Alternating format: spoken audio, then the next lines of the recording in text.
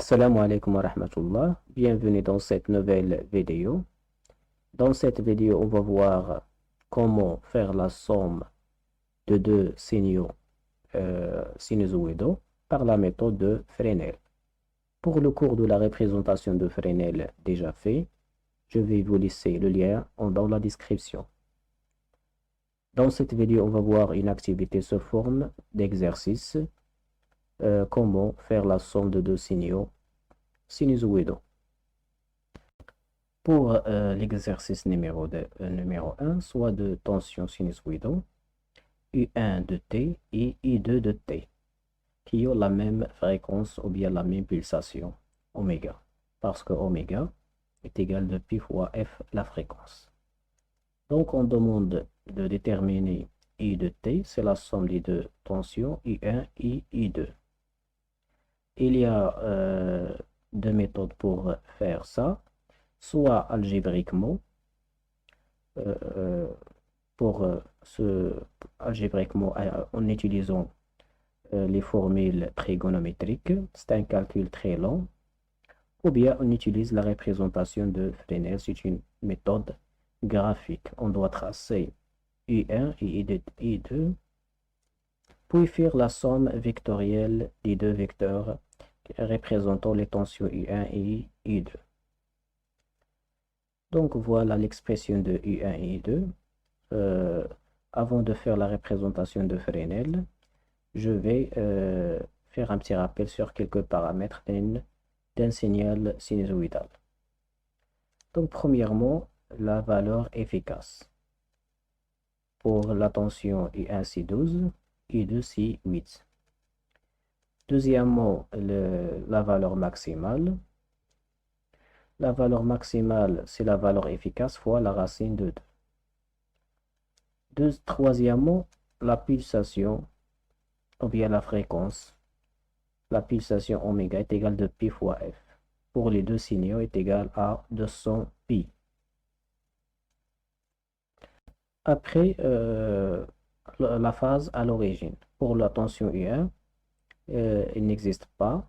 Donc, je vais la remplacer par 0. Donc, pour la tension I1, la phase à l'origine, c'est 0. Et pour la tension I2, la phase à l'origine, c'est pi sur 3. Maintenant, je vais représenter I1 et I2 par deux vecteurs. Donc, premièrement, je vais prendre une échelle. 1 cm représente 2 volts. Je vais tracer les tensions et l'unité de la tension, c'est le volt. Premièrement, je vais prendre un axe, c'est l'origine des phases, la phase 0. Donc, pour représenter U1 par un vecteur, j'ai besoin de deux paramètres, la valeur efficace et l'origine des phases. Je vais tracer un vecteur qui a un angle 0 avec l'origine des phases et une longueur de 12 volts. Donc, il a un angle 0, ça veut dire qu'il est collinéaire avec l'origine des phases. Et sa longueur, il est 12 volts. Et on a ici 1 cm pour 2 volts. Donc, sa longueur, c'est 6 cm. Deuxièmement, je vais représenter la tension I2 par un vecteur I2. Donc, aussi, j'ai besoin de deux paramètres, la valeur efficace et l'origine des phases. Donc, l'origine des phases, phase à l'origine P sur 3, ça veut dire 60 degrés. Donc, je vais tracer un vecteur de 60 degrés et je vais tracer un vecteur qui a une longueur de 8 volts. Et on a l'échelle 1 cm représente 2 volts, ça veut dire 4 cm. Donc voilà, j'ai tracé les deux vecteurs I1 et I2. Maintenant, je vais faire la somme. Pour faire la somme, je vais continuer mon parallélogramme. Donc voilà le vecteur U, la somme des deux vecteurs U1 et U2. Donc U représente la tension U, la somme des deux vecteurs U1 et U2. Donc pour avoir la valeur efficace de la tension U, je dois mesurer la longueur de ce vecteur U. Donc la longueur, je vais utiliser quoi? Je vais utiliser une règle et je vais lire la longueur. Donc la longueur, c'est 8,7. Et on a l'échelle 1 cm représente 2 volts. Donc, je vais multiplier fois 2 pour avoir la tension efficace. C'est 17,4 volts. Après, je dois avoir la phase à l'origine du temps. Ça veut dire phi. Je dois mesurer cet angle-là entre l'origine des phases et le vecteur U. Je vais utiliser un rapporteur pour avoir cet angle. Donc, je vais lire presque phi est égal à 23 degrés.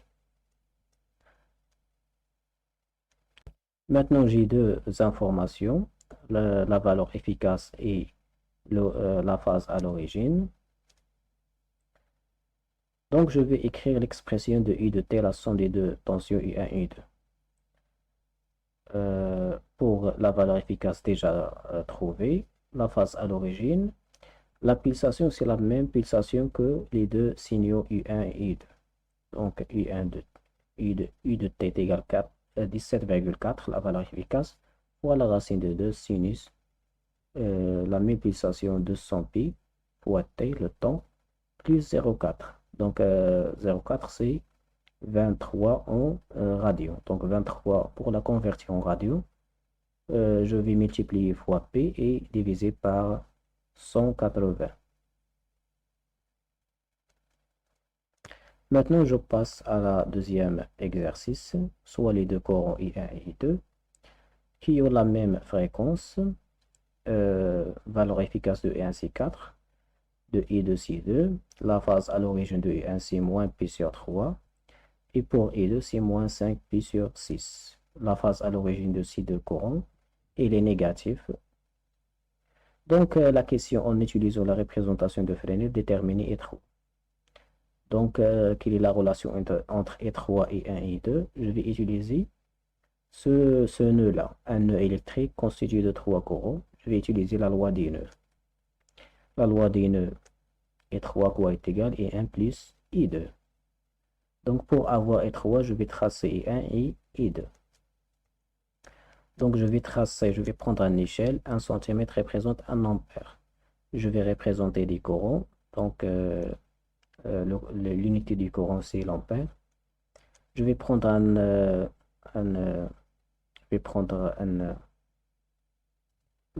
axe comme phase d'origine, origine des phases. Je vais tracer I1 qui représente le courant I1. Donc, premièrement, un angle de P sur 3, mais il est négatif. Donc, dans le sens horaire, le sens négatif, c'est le sens horaire, et le sens positif, c'est le sens anti-horaire. Donc, voilà P sur 6, mais dans le sens négatif.